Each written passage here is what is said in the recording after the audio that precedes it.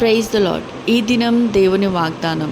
నేను మీ మధ్య నడిచేదను, నీకు దేవుడయందును, మీరు నాకు ప్రజలయందురు. లేవియ కాండము 26వ అధ్యాయము 12వ వచనము. నా ప్రియ నేస్తమా, కృపా సత్య సంపూర్ణంగా శరీరధారిగా ఈ లోకానికి దిగివచ్చి దేవుడు నీతో సహవాసము చేయవలెను, నీ మధ్య నడిచేవలనని ఆశపడుచున్నాడు గనక నీవు దేవునికి హేయమైన ప్రతి పాపమును విడిచిపెట్టి పరిశుద్ధంగా జీవించుము. తప్పకుండా దేవుని మధ్య నడుచును, తన అద్భుత కార్యమును నీ జీవితంలో జరిగించును.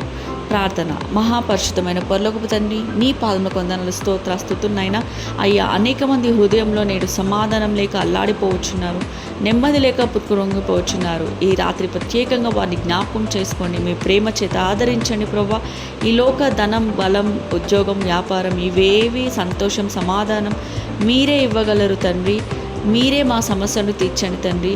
ఇరుగు పొరుగు వారితో తగాదాలు, ఉద్యోగాల్లో ఒత్తిడులు, వ్యాపారాలు నష్టాల్లో, కుటుంబంలో మారు మనసులు, అలాగే నా ప్రభా ఉద్యోగం రాక, వివాహం కాక బాధపడుతున్న ప్రతి ఒక్కరిని జ్ఞాపకం చేసుకోండి. వాళ్ళ సమస్యలకి పరిష్కారాన్ని నా ప్రభా నీ ఎదుట వెతికే భాగ్యాన్ని దయచండి.